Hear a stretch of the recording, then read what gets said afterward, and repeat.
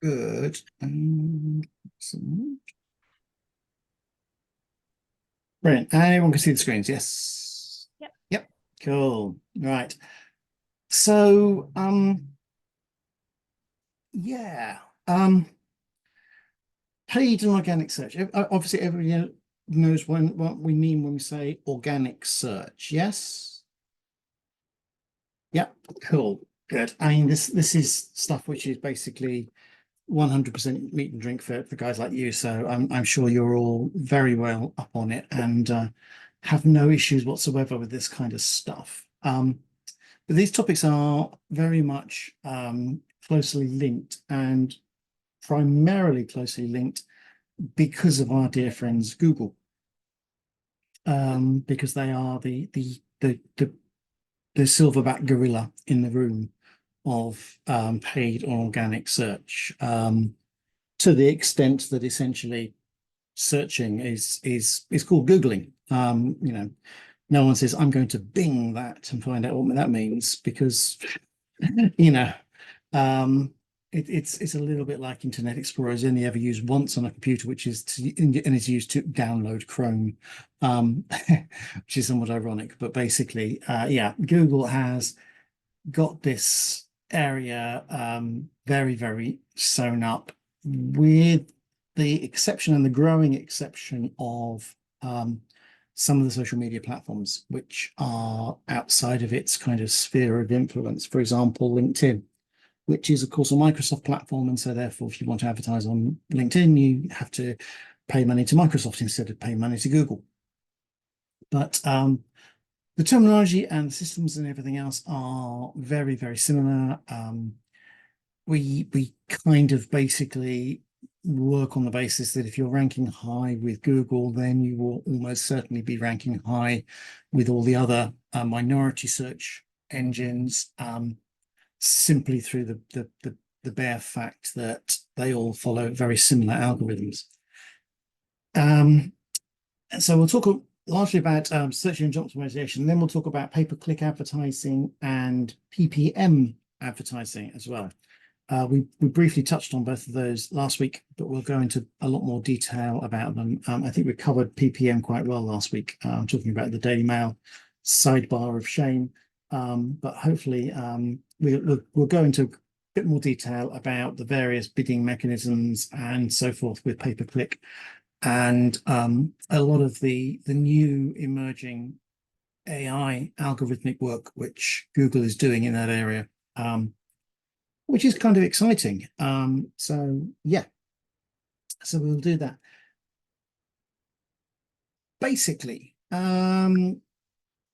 search engine optimization, SEO, is it is very much an arms race, a cold war between the Googles of this world and the actual search engine optimizers of this world. And it is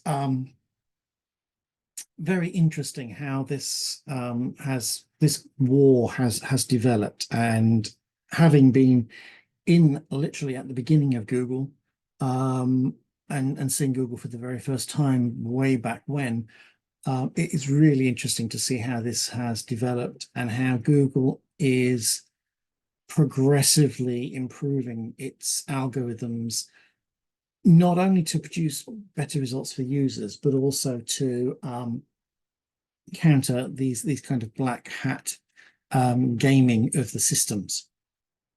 And there are many organizations who do game the system, or try to game the system. And what will happen is that they will think they have found the magic silver bullet, which makes SEO perfect and wonderful.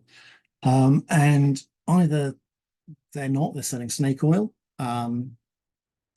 or they have found a very slight quirk and Google very, very quickly shuts it down. I've got some really great examples of organizations who've done these things. For example, Black Hat is basically considered to be the bad guys, and they are looking for all of the tricks and trades to get to get the best out of these things. White hat are actually trying to follow the rules and obey the rules, and basically the white hat guys are looking at the algorithms. They're looking at how best to match you to the algorithms, whereas the black hat guys are looking for the loopholes in the algorithms. They're looking for the sneaky ways around. And some of the most basic early on black hat techniques were things like keyword stuffing. Has anyone heard of keyword stuffing before? Nope. Nope. Okay, basically what would happen is that in the very, very early days, Google, you would search literally for a one word or a two-word search term, because that's what you did. That's how we worked the systems. And what people would do is they would find the popular, well-used keywords, and what they would then do is try and stuff those into pages, but they would stuff them into pages in bad ways. What they would do is they would fill the meta tags, which are internal tagging, labeling, comments, for a better word, within a page. So, you have a meta tag and it's got a large bunch of keywords in there. And what they would do is they would stuff a whole bunch of irrelevant keywords in there, hoping that they would actually kind of overwhelm search engines. And so when people search for those keywords, your page would pop up because the search engine would go, oh, that page has got a lot of those words. People will like that, and show them the page. Other sneaky tricks they would do is they would put 4-point white text on a white background, paragraph blocks on the page. So human beings wouldn't be able to see it, you wouldn't be able to read it, but the search engines would be able to read it because it would be, to them, plain text. It would just happen to be in white on white. So these things were kind of very common very early on issues that people had with search engines, and you'd have a lot of these sneaky tricks. So you'd be putting your company name in there. You'd probably be putting things like your competitor's name in there. So if you were selling Dyson vacuum cleaners, you'd be putting Hoover in there and stuff like this, because people might be searching for Hoovers, but they wouldn't necessarily be searching for Dyson back in those days when Dyson was still fairly new. These days, it'd probably be the other way around. People would be putting Dyson in there rather than Hoover, and trying to persuade people who want to buy a Dyson to buy something else. Not that I ever buy anything from that man ever again, but that's a whole different story. So this concept of keyword stuffing would be a big issue. The alt text on images, which we all are doing very well now for our web accessibility, for our partially sighted viewers and so forth. We're putting a lot of those in now.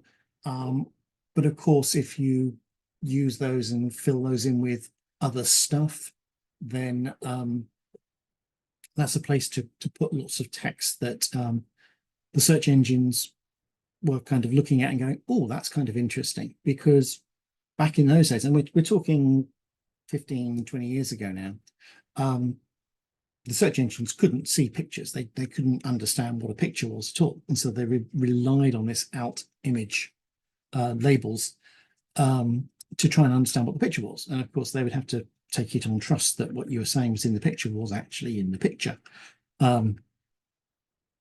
Obviously, I'm sure you can probably think of many, many, many cases where that was very much abused both ways, to get to hide certain images away, and also to promote images where they shouldn't have been promoted and so forth. So there's a lot of big issues in that area. And interestingly, a long time ago, back in 1999, I started doing some work on early algorithms, which these days people would probably call AI, but it wasn't AI really, where we were actually scanning images and calculating the percentage of skin tone on those images.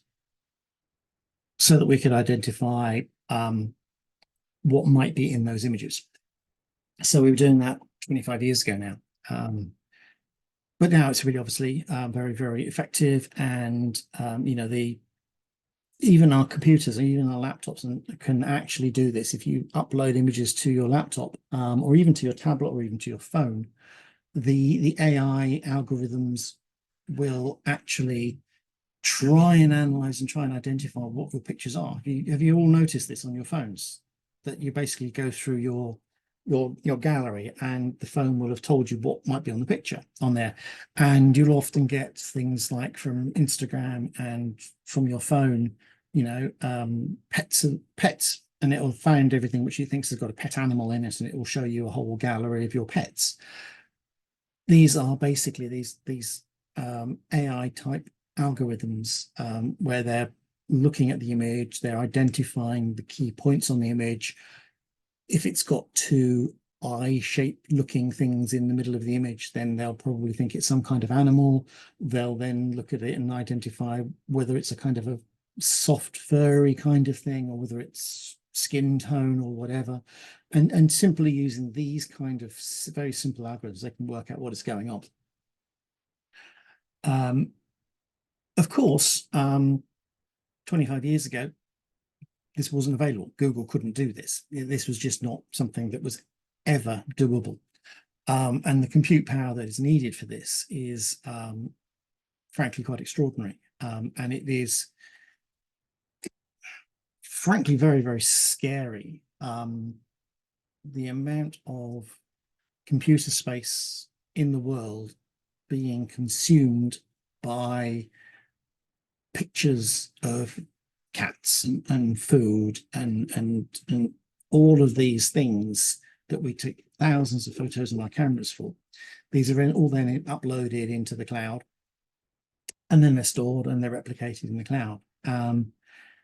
And bizarrely, you might think this is rather strange. Now we have things like SSD, solid state hard disks, no moving parts and everything else. The vast, vast, vast majority of cloud storage is still on spinning magnetic disks.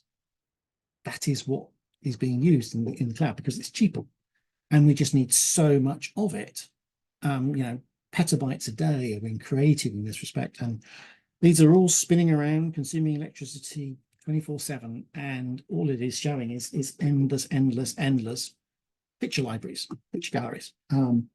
A vast amount of electricity is being used just to store those pictures, which, anybody who's got any kind of green credentials is weeping at the actual immense amount of power which is just being used on cat pictures and cat videos.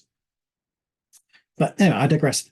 So yes, back in those days, image searching wasn't available, image identification wasn't available, and so people were using these black hat techniques to con the systems and so forth. Most of those kind of rules are basically no longer valid. There are still some really valuable white hat activities you can do, which is things like meta tagging, which is things like image identification, and so on and so forth. One interesting thing, has anybody here actually ever had from their website a copyright invoice because you've used an image which is not, you haven't really paid for the copyright of? Has anyone ever had that? No? You're all very, very lucky and very, very well behaved, very good people. It's very nice of you. And now you're using some of these search techniques, and what they're doing is that if a person or a company has taken loads and loads of photos, so you're talking like Adobe with its Adobe stock imagery or iStock or all of these people, what they will do is they will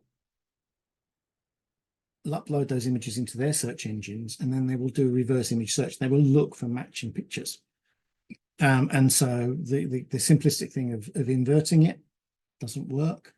The simplistic thing of sort of like slightly unsyncing the audio. We've all seen this online. We've all seen this on YouTube where people have flipped the video on, and the words and the pictures don't quite sync up anymore.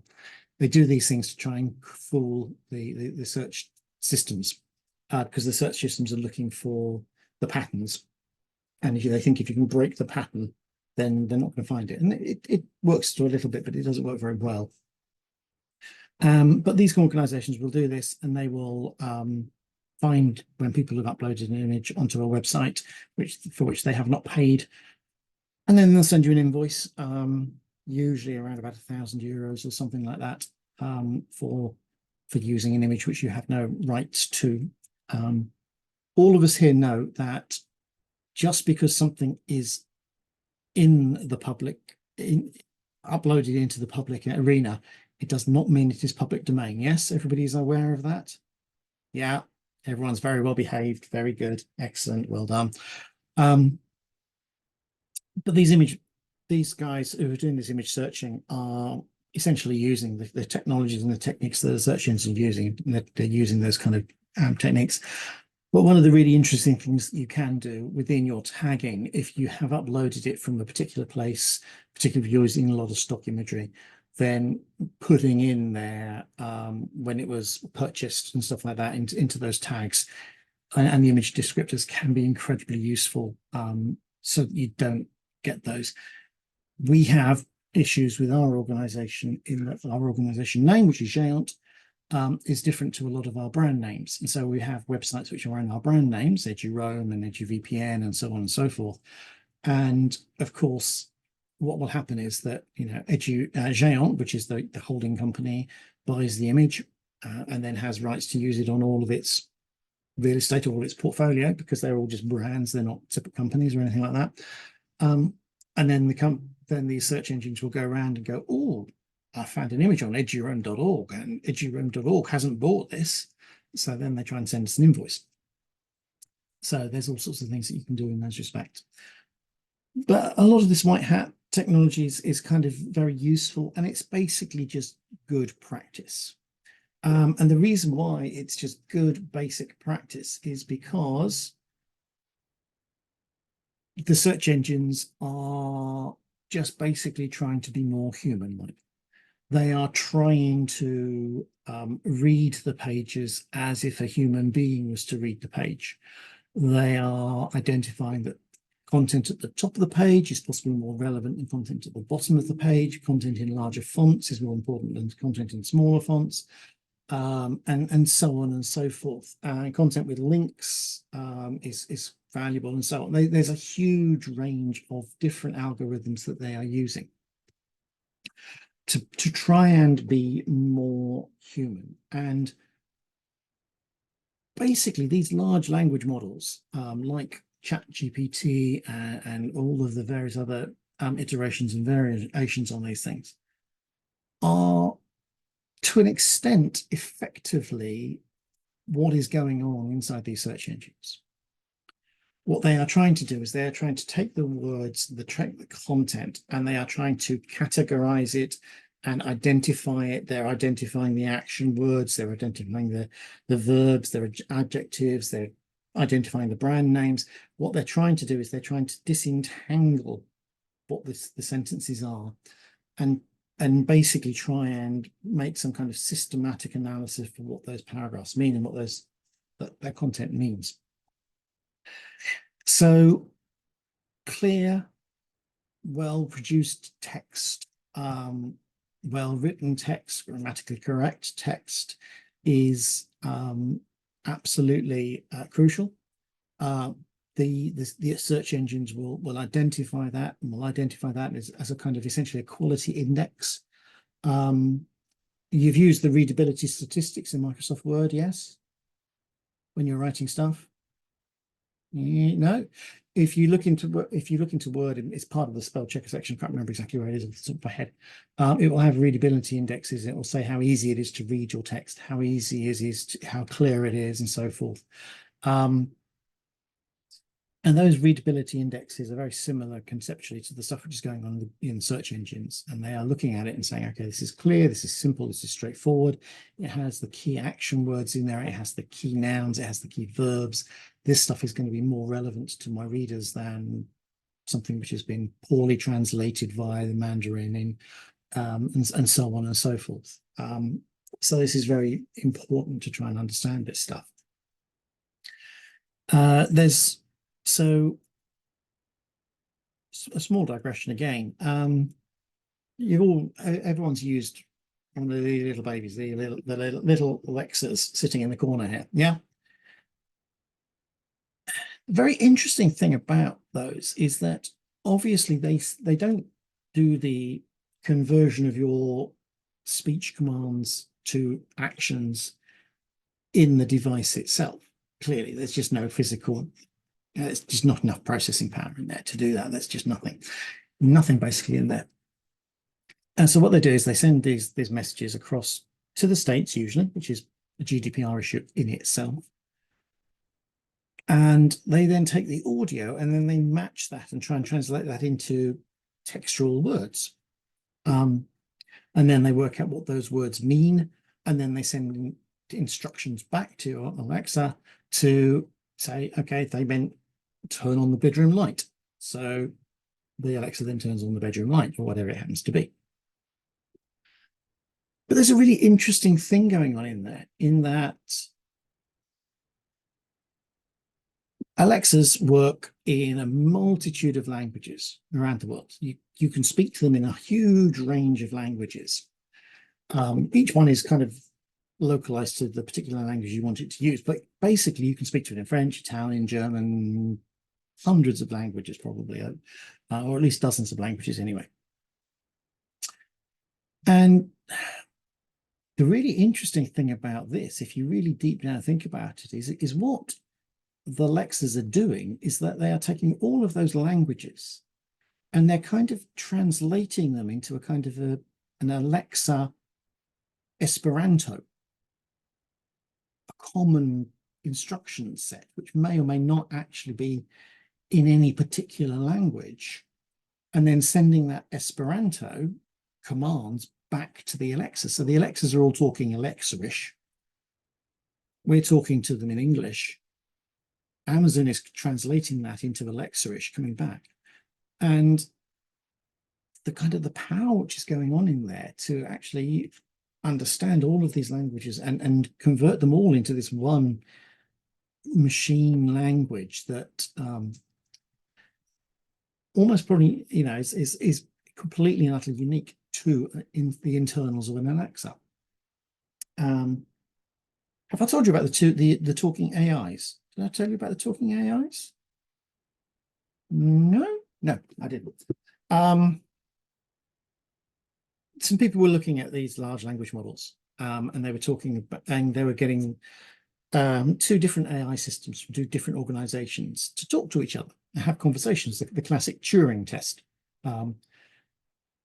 And they suddenly realized that the two AIs had stopped speaking a language that the researchers understood and had created their own language that they were talking to each other in, that no one had created, no one had invented, no one knew what it was they were saying to each other, but they were talking. Which, if you think about it, is kind of scary. And they turned them off. I hasten to add, they did turn them off after this, but yeah. So it's very, very scary what's going on. So search engines are maybe trying to be more human. We could argue that things like Alexas and so forth are becoming beyond human in that respect. They're creating these machine languages. And essentially, this thing here is in itself a search engine. If you think about it, you are asking it a question, you're giving it a command. It is taking that command, understanding what that command is, and sending back something else, even if it's what time is it, what radio station to play, or whatever. You are using it essentially as an audio search engine. And of course, you know, Alexas are now doing these things where they are saying, oh, you can reorder that thing that you ordered last week or whatever it happened to be. Somehow my Alexa started talking to my printer without me telling them each other about it. You have no numbers listed for Bryant Chris. Do you know their phone number? Alexa, stop. I'll turn it off. Yeah, I have a Wi-Fi connected printer and I have a Wi-Fi connected Alexa, and they found each other and started talking. Literally, they started talking to each other because the printer told Alexa that it was running low on ink. And then Alexa said, "Hey, Carl, your printer says you're running low on ink. Do you want me to order some ink?"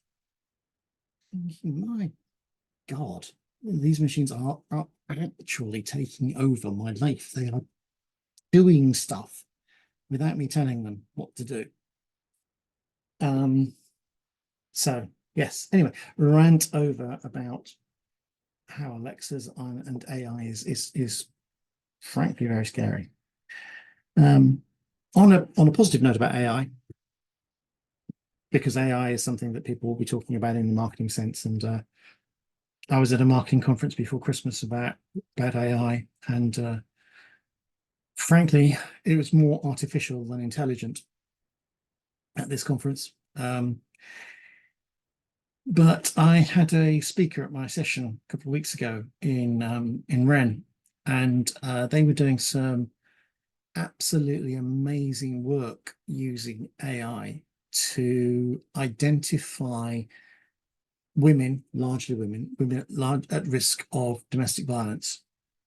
And what they were doing was they were scanning the medical records. They were looking for patterns and shapes within these records, which were kind of triggering patterns that they could identify as being high risk. So they were actually utilizing a lot of this large data that we all have about ourselves to identify women at risk. And it was absolutely brilliant to see this. And it's one of the great things about AI, that it can do these things. And the reason why AI can do these things when humans can't is that because humans and brains are brilliant at finding patterns. We see patterns everywhere. That's why we see shapes and animals in clouds and stuff like this. We are brilliant at seeing patterns. But we get bored, we get distracted, we get hungry, we get tired, we have other things to do. Someone calls us, someone sends us an email. We have important other stuff to get on with. AI doesn't have that issue. It doesn't get bored. And it can look at masses more data than we could ever think about looking at. Huge volumes of data, unimaginable quantities of it. And can find these patterns, can find these identifying things going on. And we get worried about it when it does this to send us stupid adverts on social media. But there are uses for it which are really, really important, really, really vital things which are going on in this area. So yeah, it's not all doom and gloom about AI. So important to know that. But basically when you're building your websites,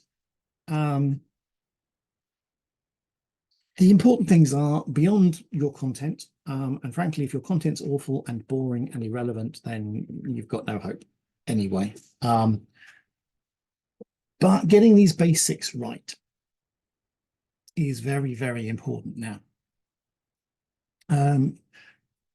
Does everybody know what HTTPS stands for? No.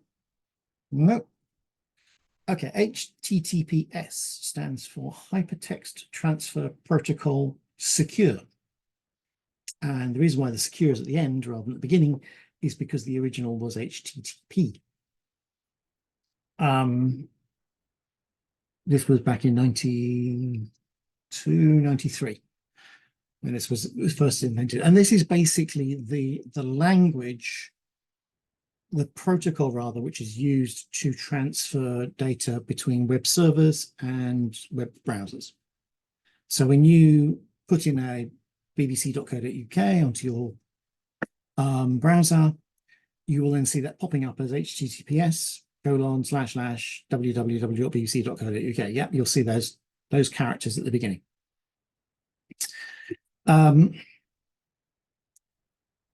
Back a long time ago, again, there were a lot of misunderstandings about what HTTPS meant.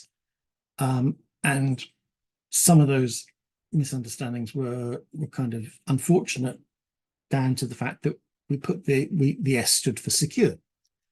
So people thought that if a website had HTTPS as part of its web address, it was more secure than a site which had just HTTP.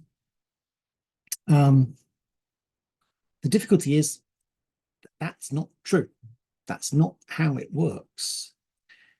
The HTTPS provides two things.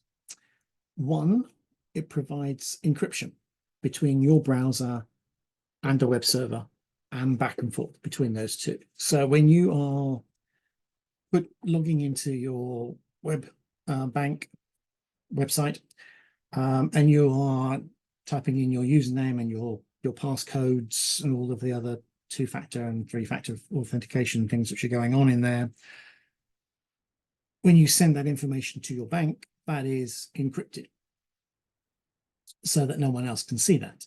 And when you're sending your credit card numbers to buy whatever it is from wherever you happen to be buying, that is also encrypted.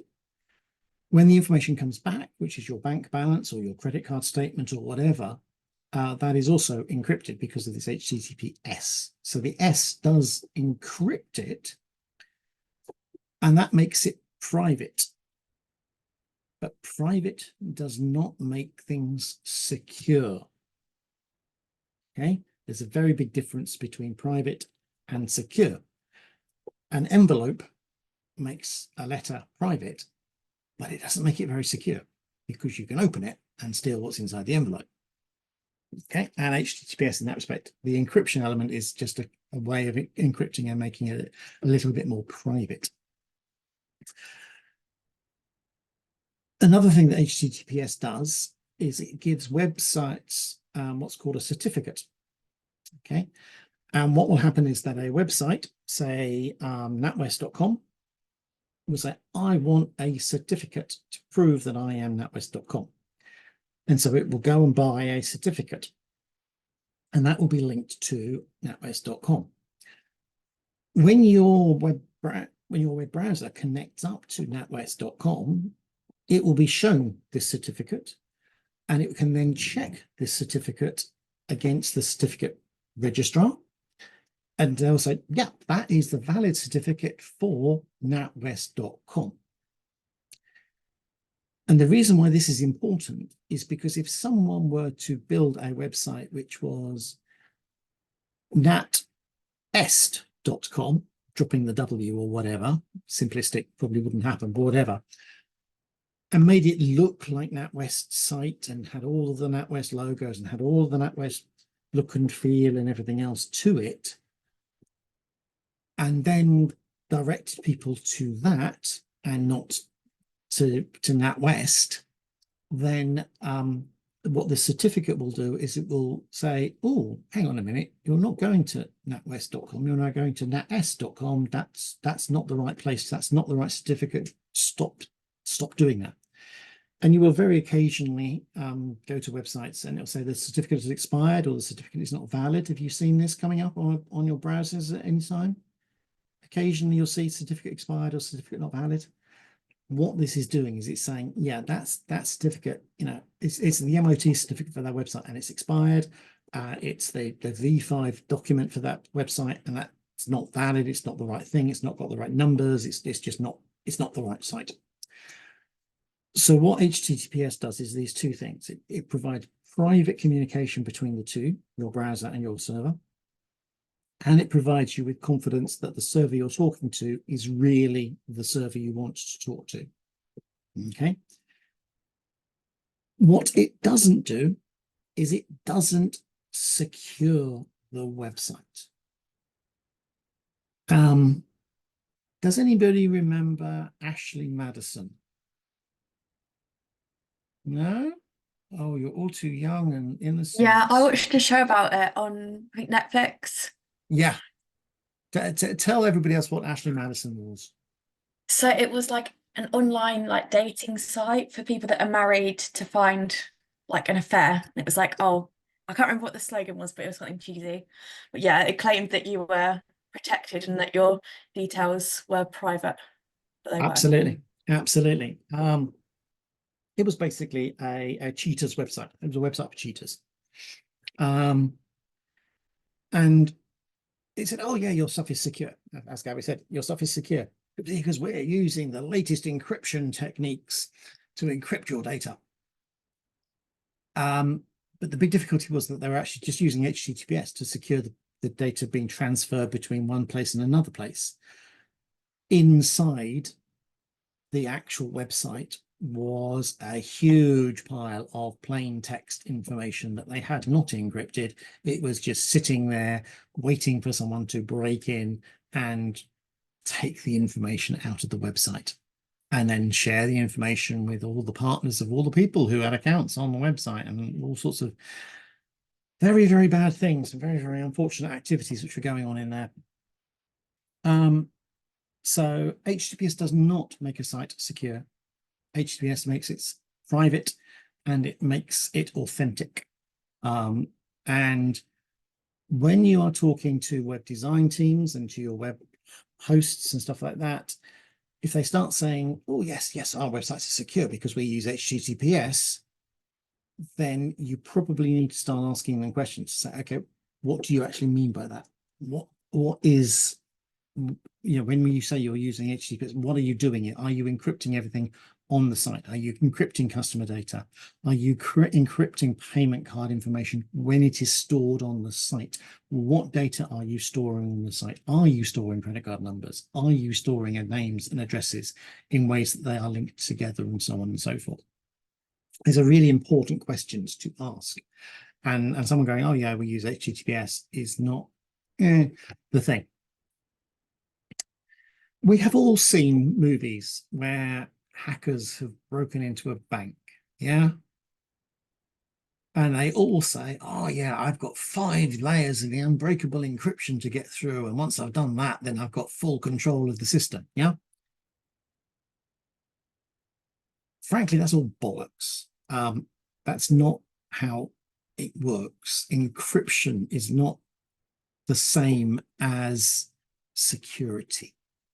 It is really, really important that out of this first 45 minutes of today, if that's one thing you've learned, encryption does not mean security, it means private.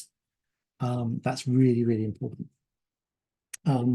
Yeah, I am the world's most annoying person to watch any kind of heist movie or hacker kind of thing with, because I've spent way more of my life in this industry than I care to remember, and so much of that stuff they do is just so wrong. I mean, it's great telly, but it's so wrong. Hackers cannot type at 500 words a minute. When you're transferring money, stealing money from a bank, it doesn't start $1, $2, $3, $4, $5, and a little thing carries along as the money is shuffled across in £1 notes or whatever. It goes in 1 second. It happens. There's no, oh, it's a lot of money. I'm going to have to wait longer for it. It doesn't happen. Trust me. And it drives me up the wall when these things happen. So please forgive me for that. Another thing on here, responsive websites. Anyone know what a responsive website is? Anyone heard of the phrase before? No. Is this something to do with like loading time for a page, anything like that? No, not quite, not quite. Okay, I'm going to see if my screen works to do this now. So let's go to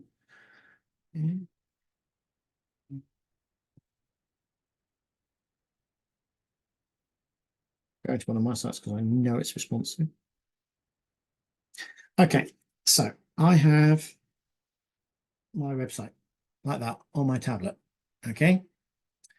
Turn my tablet, it changes. The images start to go separately, side by side. If it goes onto a big screen, it'll be bigger, and there'll be different images showing on the page. The text will be different. You won't have the little hamburger in the corner. You all know what the hamburger is. The 3 lines on a mobile site where you click on that and then a menu comes down, and that menu on a laptop is kind of like along the top of the screen, but on a phone it's the little hamburger, and we call it the hamburger because it looks like a bun, a burger and a bun. And then the menu pulls down the side and so forth. And so the websites recognize what size screen you're on, and they will actually adjust the way that the site works according to how the screen is laid out, what width it is, and so on and so forth. And so responsive websites are really, really important, particularly if you're in the kind of field where it is likely that people will be bouncing between the two. So, for example, if you're an estate agent, people will be scrolling when they're on the train looking at houses, but when they get to the office, they'll be on their big screen for when they want to do the virtual reality 360 tours and stuff like this. If you are a builder, plumber, supply site, you will have the big screen where you can, have 20 different versions of the screws and stuff like that, all laid out in a kind of 4x4 grid. On the laptop, when people are at home, they're putting the orders together for the next work day. When they're on site, on the phone, it'll be laid out differently so they can see the stuff in a different way. Because if you had it set up the same and you had to sideways scrolling and up and down scrolling endlessly and so forth, it'll be annoying. So responsive web design is where the website actually identifies the size and shape of the screen and adapts what's shown on the screen accordingly. So yeah, there are really important things to do in that respect.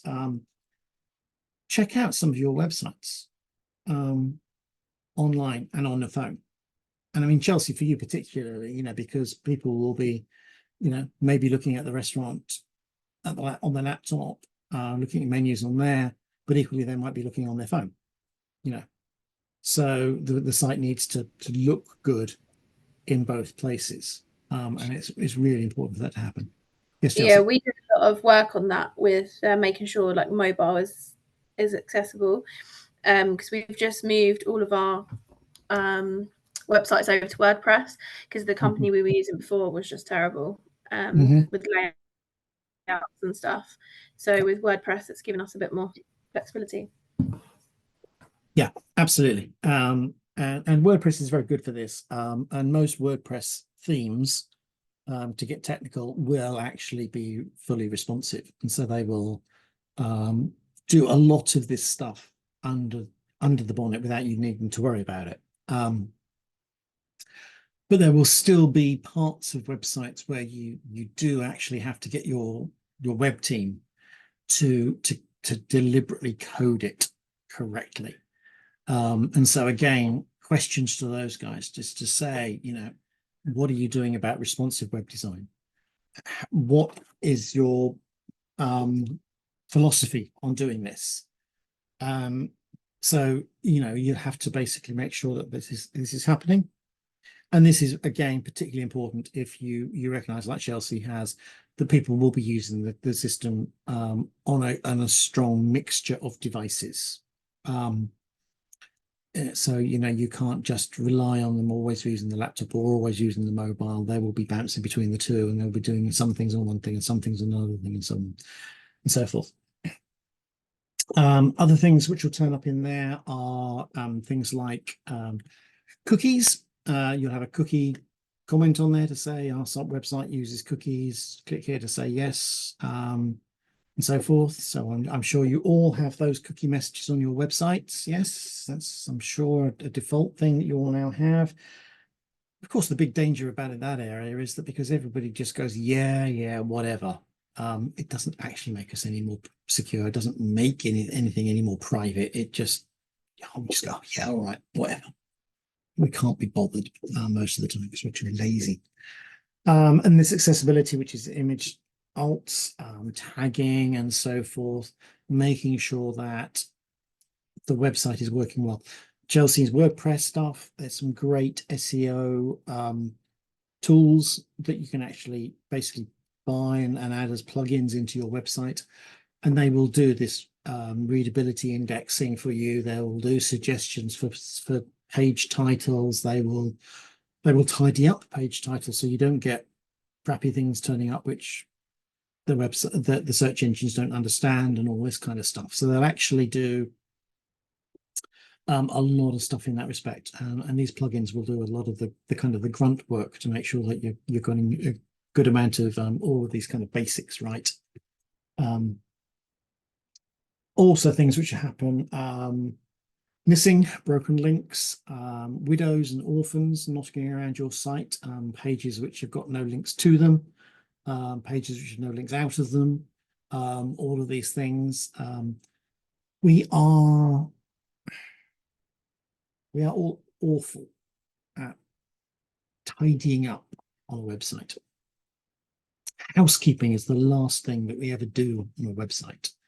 So when we're discontinuing products or whatever, we knock pages out or whatever, but we don't check to make sure that we've taken out all the links to that product from all of the other pages. We don't, if we have a terms and conditions, we might upload the new terms and conditions, but we don't delete the old one and all of these things. And the big problem that happens is that Google and all the other search engines will find all of this junk on our websites. They will find all of those test pages, test page 77, where you've been fiddling around trying to work out how to do a thing. They will find all of those and they will think, well, this is just a pile of poo. And it will give you bad rankings just by not doing your housekeeping and tidying those things up. And sorry, yes, no, I was going to ask a question because we've had it recently where someone has found. So we've taken an event off our website, but someone has found last year's event information rather than this year's event information. Yep. So where's that? How does that pull through? Do you know? Well, I mean, what will happen is that the way that WordPress works, you've got kind of it. By default, it puts in 2024/month/day/page title and so forth. When you uploaded the previous version, say, event timetable 2023, then that file is just still sitting there. It's just you don't link to it, and you haven't deleted it. Basically, you haven't done your housekeeping, and you may have had a page which is come to our great blah event on July 15th, 2023. And you go, okay, fine, that event's happened. Great, fine. I'll just take away all the links to that from the menus. And that's great. It's all sorted. No problem. Take it out of my events diary. Who needs to know about it? It's still there. And it's this housekeeping, which is a big issue. Yeah.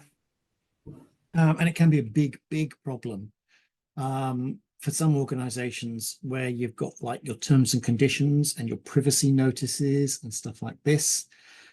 And you've got the old ones, which were kind of a bit naughty, and then you've cleaned them up and you put the nice one up. But the naughty one is still searchable and findable. And then people can also compare the two and sort of say, hang on a minute, you gave me 45 days credit in my old terms and conditions. You're now only giving me 15 days credit in these terms and conditions. What's going on here? Why are you doing these things? This is not good. I want to use the 45-day one because it's still up on your website. Bad stuff like that goes on. If you're doing test pages and you're thinking, oh, I'll just use a Shutterstock image just to show my boss that's I'll have an image there in big picture here, and you use the Shutterstock with the watermark still on it and everything else. And if you don't take that page down, then that page is still up, and Shutterstock could come at you for some money.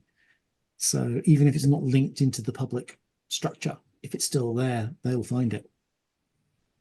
So be very, very, very wary of these kind of things happening on sites. Yeah, but you're not going to be the only people who do this. We are all really, really, really bad at housekeeping. You know, and I think probably all of us on this call now are actually thinking, oh God, I need to go back and check this stuff. Or is my copyright notice still the right year? Have I still got it as copyright 2023? Oh, have I still got my old terms and conditions up? Oh, if my postal address changed, has my phone number changed? Yeah, have I got all that stuff still knocking about on there somewhere? If you're not thinking those things, then you really should start thinking about those things. It's very, very worrying and very, very bad for us because, yeah. So I didn't mean to worry you, but yeah, just be worried. Anyway, the key message about search engine optimization is content and clarity. Make the stuff relevant, make it clear, make it clean and well laid out and well structured, so that it's easy for the machines to read it and categorize it and basically stuff it into their databases. And that is key things that you need to do in there. And we talked about sort of backlinks and stuff like this.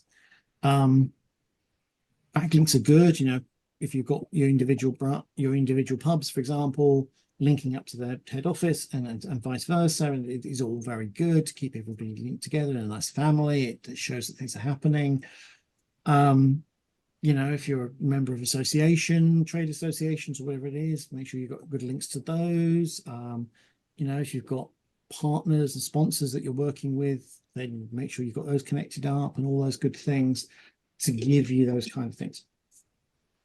A bad example of this was a long time ago, BMW in the UK had they wanted to promote all of their BMW approved used cars, and each BMW approved used car dealer had their own little website with all of their lists of all of the BMWs that they had for sale.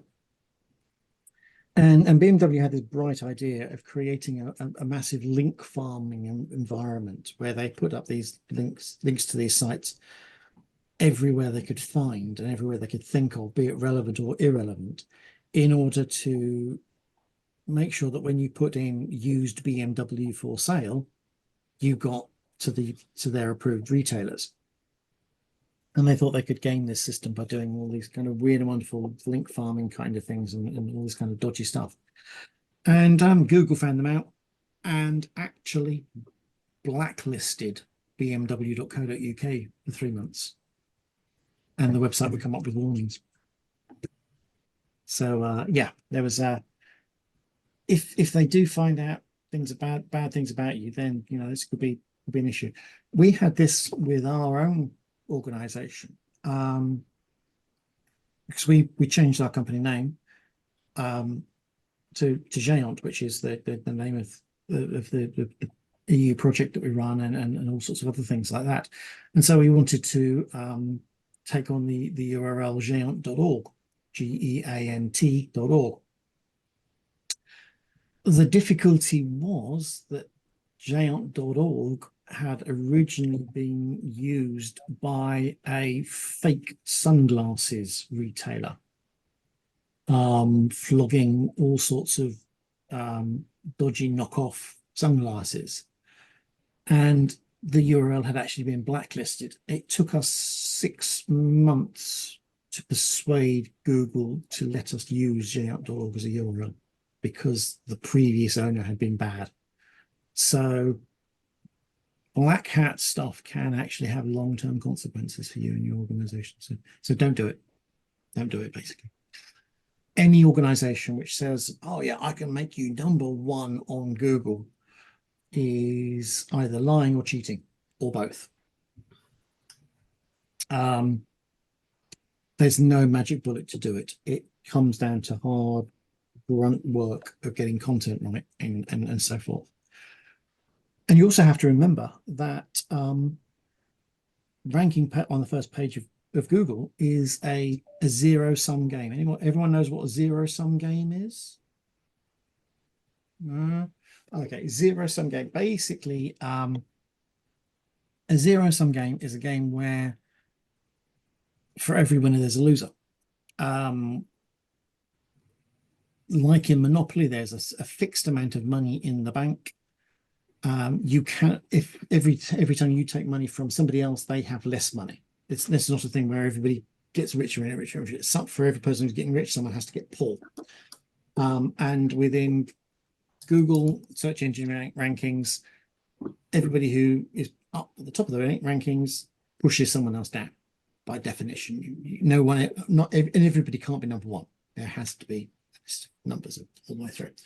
So that's an important thing to recognize, that this is not, this search engine is a zero-sum game, and all your competitors are doing the same things. They are all wanting to get to the top. They are all using the content creation. They're doing the HTTPS, the responsive websites, the accessible websites, and clearing up and doing the housekeeping. It's something which you can always have to keep on top of and keep going. It's not something you can do and then forget about, because you'll do it this week and then somebody else will do it next week and they'll rank higher than you, and so on. So it's one of these things which, yes.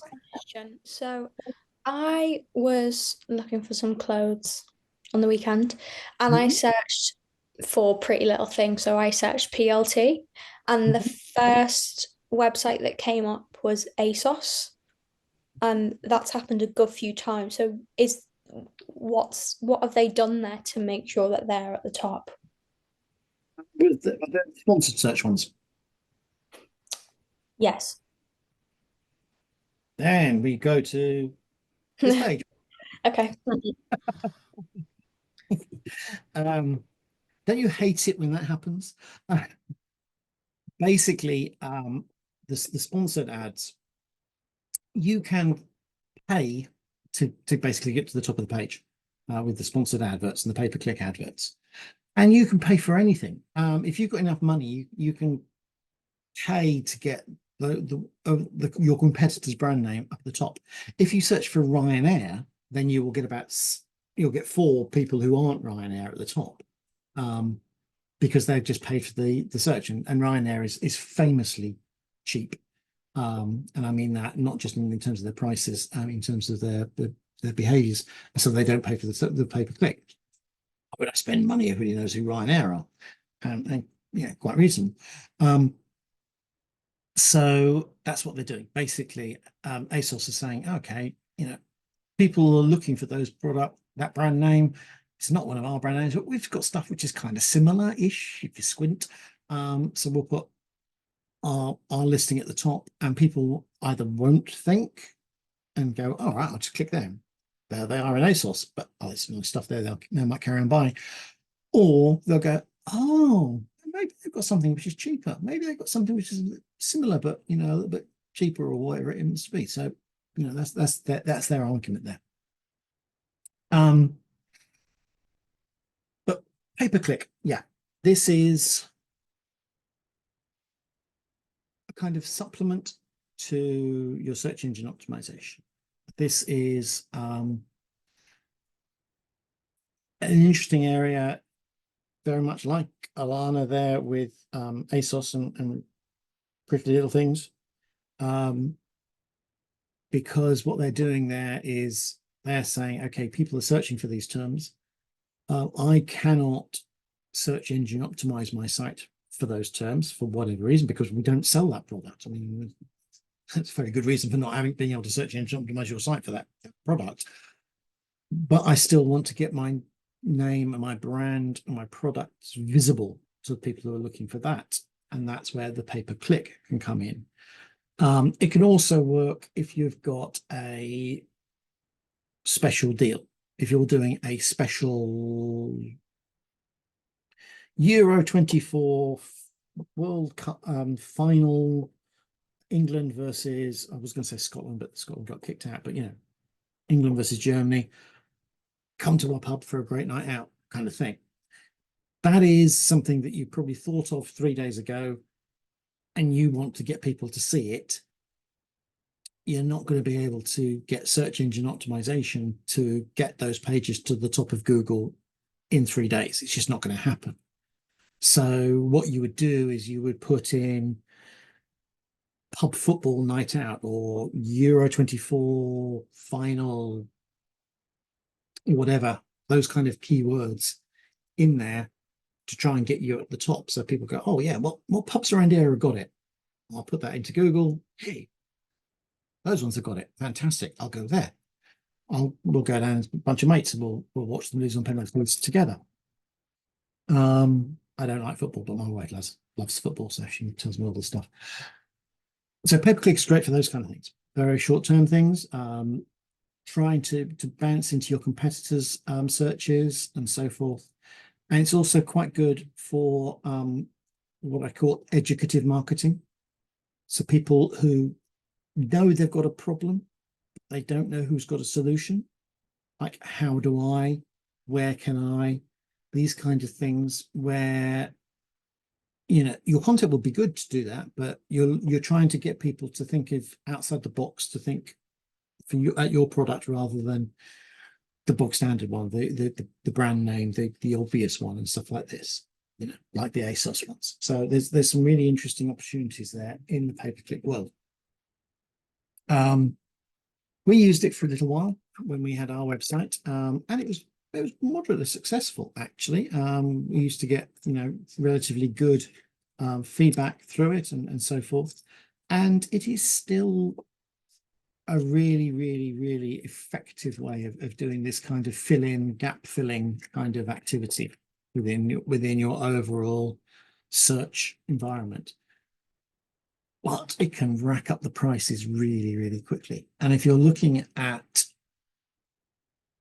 common, very competitive words, they're called competitive words, then the prices can be immense. I was looking at some stuff today, and individual keywords can be, you know, up to $15 per click for certain keywords. Particularly in things like the mobile phone world. If you're looking at kind of like iPhone 15 or whatever, then, you know, the cost per click can be way up there in the tens of dollars for those kind of words. So it can be incredibly pricey. Obviously, there's a lot of work going on in social media now. If you're in the metaverse of Facebook and Instagram and Threads, well, not Threads because they don't do advertising yet, but Facebook and Instagram, then you have to buy them through Facebook. That's where they make their money. If you're advertising on LinkedIn, then you have to go through Microsoft because that's where they make their money.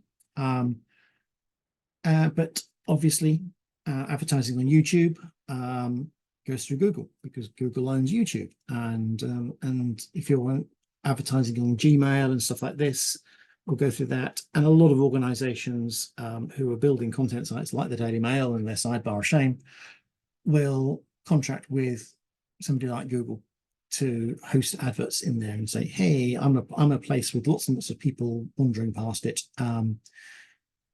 Please put your adverts here, and they'll get a slice of the action, basically. So there's a really important kind of environment going on in that area there.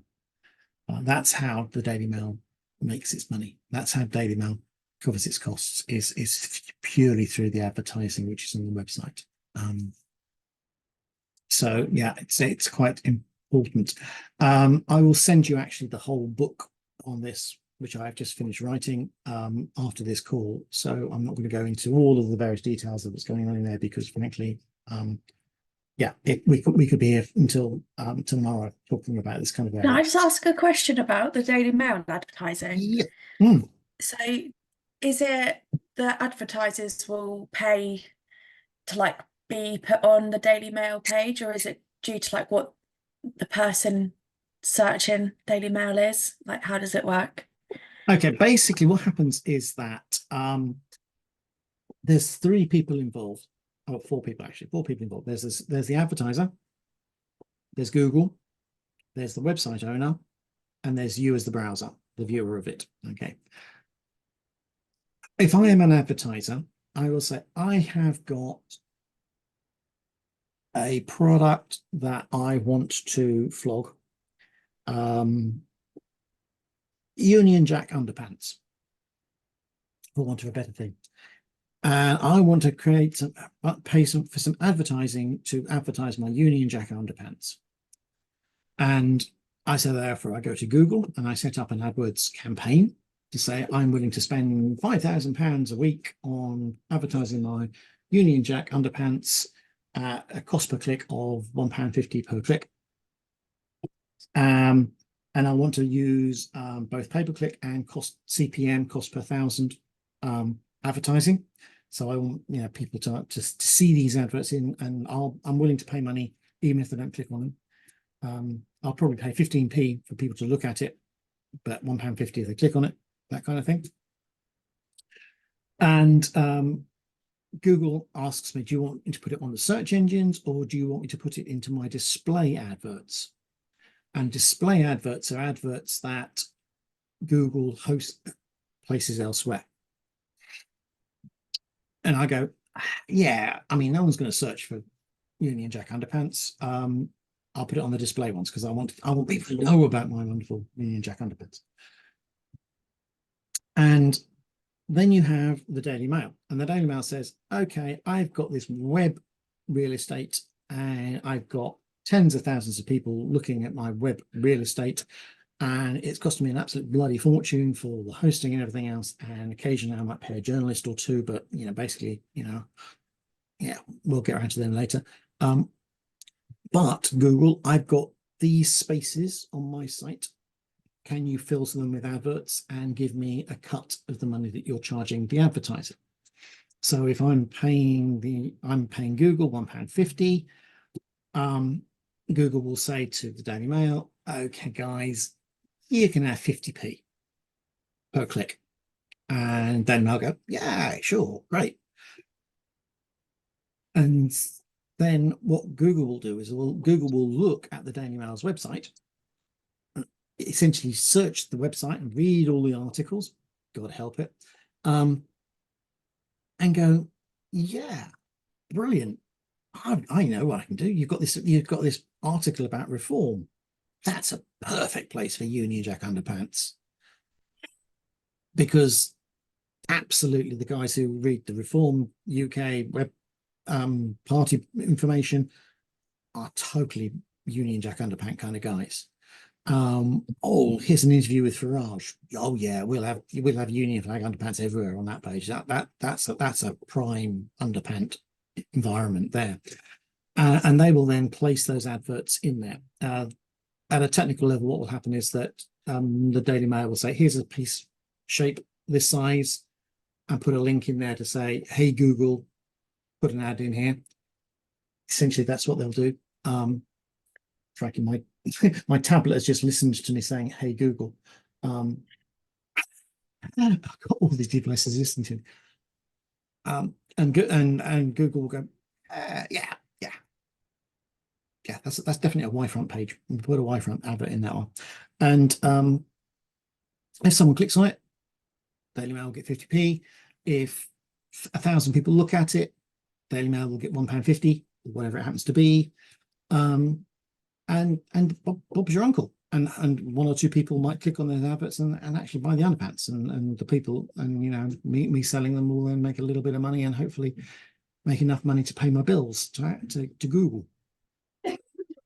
Yeah, that makes sense, because I've done like search ads before, but I've never like done how like it would be on a different like website. So it's interesting to know that they all work together. Yeah, that's what the display adverts are for. And basically what this means is that essentially Google acts as a media buyer. It buys space on websites effectively, and puts its adverts there. But it's not really kind of buying space, it's basically allowing people to sell it space. You see what I mean? There's a slight difference in the kind of the order. And you kind of go to Google and say, please put an advert on my page and please give me a bit of money. And Google looks at it and go, yeah, right, or not. If your website is bad, then they won't give it to you. I mean, if you're in a legal business or a particularly dodgy business, then yeah, Google won't be involved. They won't give you the time of day. Not that any of you guys are running illegal businesses, but you know what I mean. So yeah, basically that's how all that stuff works. And the social media stuff is very important, because the social media stuff is all about this personalization. It is all about understanding that these people are self-similar to other people, or these people have had history of looking at this stuff, and so therefore are more likely to want to look at it again. As I said before, you know, a couple of years ago, I was looking for a new watch for Christmas, and suddenly my Instagram and Facebook feeds were full of very fancy, very expensive watches, because they saw one. And we've all had the experience where we've talked to about something to our partner, and then suddenly we get adverts for it, and you think, how the hell did Amazon notice that? So yeah, it's this very, very tight personalization, because we're talking about these kind of high rates for cost per clicks. You can't afford to have hundreds of people clicking and only one person buying. If your conversion rates at like in the low percents on that, and you're paying out a large amount of money per click, then you're losing money per sale. You need to be able to make sure that only people who are really, really interested see it and click on it. And this is where this social media activity really kind of hits home hard. It's this personalization. And this is where the 4 R's, the right audience at the right message, the right time, and then the right channel comes in. You need to be able to identify and define what it is you're doing, what it is you're getting, where you're getting it from, and understanding this return on marketing investment. So if you're saying, okay, Google is telling me it's going to cost me £1.50 per click. If I make £15 on profit out of my table for 2, I have to have no more than 1 in 5 clicks per order, per reservation. Because if I don't have a conversion rate of 20% there, then essentially I'm losing money. It's a waste of my time to do this.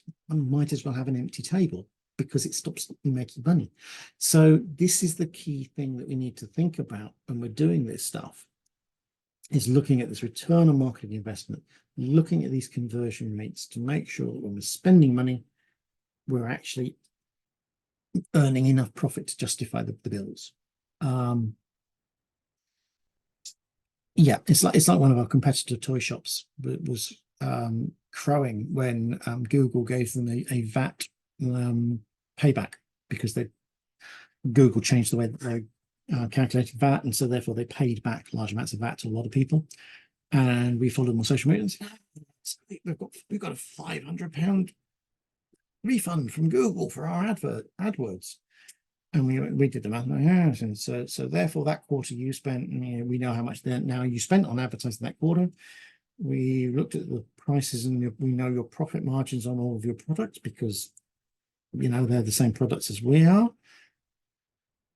And we know kind of how much stock you had, because your website handily told us how much stock you had, because it had 4 left and 3 left, or whatever it was.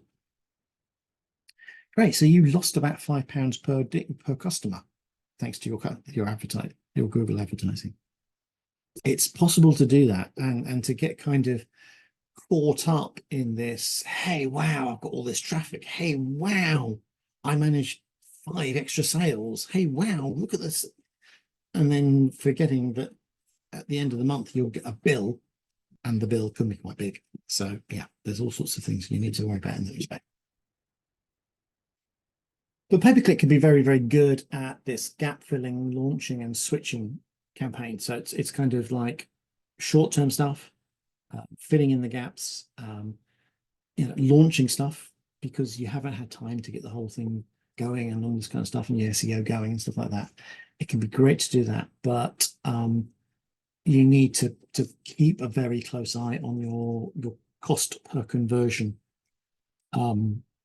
which is not the same as your cost per click. Cost per conversion is a much higher number, because not every click will turn into a purchase, and you need to be very wary of that and getting wrapped up into that. Next thing I want to talk about is bidding. Gabby, you know how to do bidding on Google AdWords, don't you? Do you want to explain Yeah. do you want to give everyone a brief explanation? So I did it on Amazon ads as well, like a few years ago, and it's like an auction. So like the most you want to pay is like £1.57. Like you're competing with the other people. Someone might be paying £1.47, so obviously you've won it. But then if they bid higher, you'll still be spending the money, but you won't be getting as high on the search, if that makes sense. So yeah, it is basically just an auction. Basically it's an auction where you put in your bids in advance.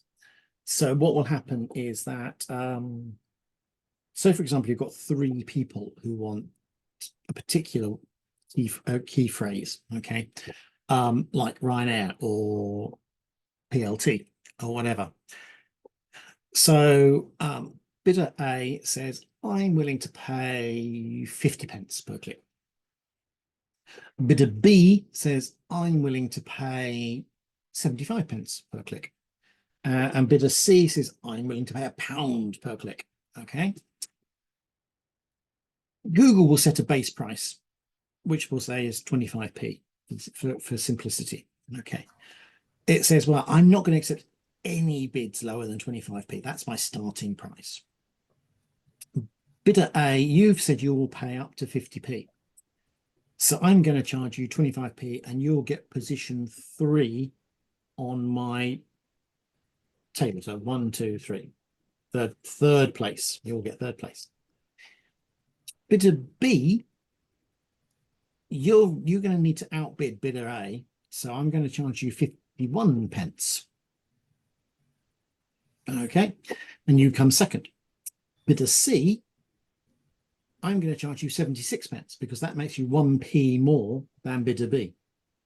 So you all get ranked according to your highest bid, but you get charged a penny more than the highest bid of the previous one. So I'm willing to bid up to £3,500. Great. You bid 3,006, you get it at 3,006. The fact that you would have gone up to 5 is immaterial. You get it at 3,006, just like you would buying in an auction in an auction house. So that's how it works in terms of the bidding for the visibility. And Google will actually look at things like your click-through rate on your adverts.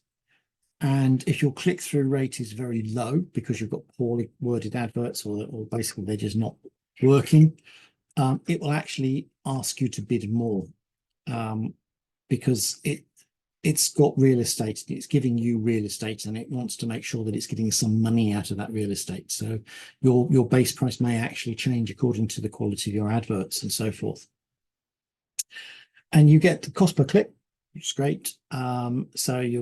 And the click-through rate is how many times your advert literally gets clicked on. So if you've got a cost per click of 50p, and click-through rate is 5%, basically for every 20 times that turns up on a search engine, one of those will get clicked through to you on average. And that's your click-through rate from terms of number of visibilities. But you'll only get charged for the ones you click on. But then the conversion rate is then that, how does that turn into a sale? And if only 1% of your people who've paid turn into a sale, then you need to make sure that you're making enough money. So if your conversion rate is 1% and you've paid 50p for them, then that is £50. You need to make £50 profit on each sale, or increase your conversion rate, or whatever it happens to be. You need to basically work out what return on investment you're going to have from that. this stuff can get incredibly complicated, and Google is now putting a lot of its AI resources into this to do a lot of really kind of interesting things, to basically adjust the wording in the adverts, to adjust the positioning of the adverts, to adjust the keywords that you're searching on in order to maximize the cost, minimize the cost per click and maximize the cost click-through rate. But you always have to be wary, because they're not doing it out of the goodness of their hearts. They're doing it to earn the billions. And so you really do need to keep very, very close eye on this conversion rate and the return on marketing investment that's going on in here. And you need to watch that like a hawk. Which is why if you're building anything substantial, then yes, contract to an expert to do this and tell them what return on investment you need, what your profit per sale is, what your conversion rates, so they can see what the conversion rates are, and they will then work out all of the pricing, all the bidding, all of the structures to make sure that you're making money, because those guys will be paid by you in order to maximize the return for you. Whereas Google's automated tools are being developed by Google in order to maximize the return for Google. So be very, very, very wary of what's going on in that area.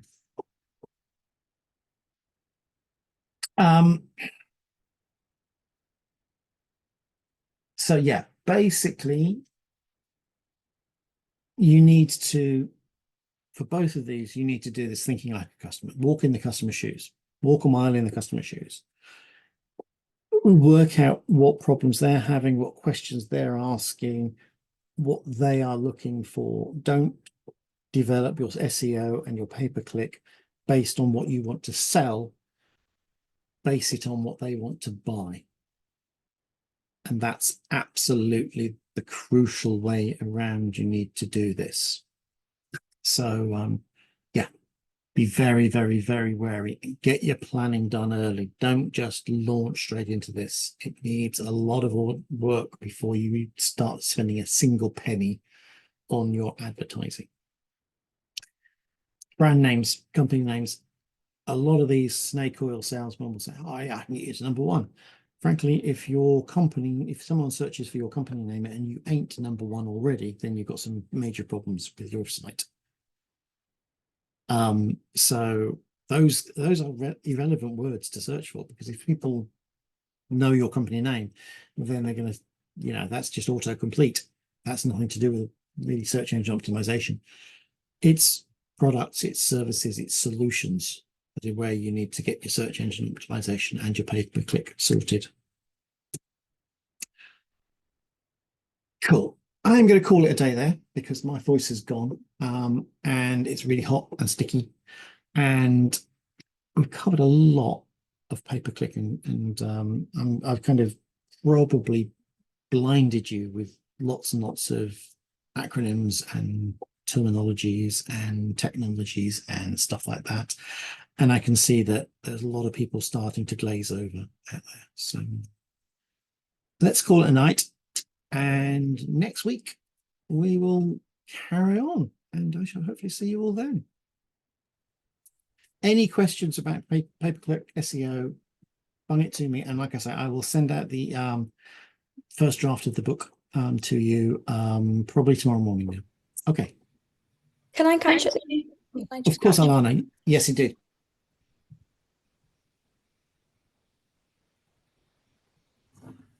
Oh, can I just clarify? Is next week our last session, or are there more sessions? No, there's two sessions. There's two more sessions because we missed one. Okay. So I was in France. Next week will be the final content session. The 8th session will be an assignment run through session. So I'll actually go through the assignment line by line, explaining how best to answer the assignment, basically. Okay, thank you. Okay. Bye. Bye. See you next week. Bye. See you. Hi, can I just get you to stop the recording? Is that okay? Oh, yeah. Totally.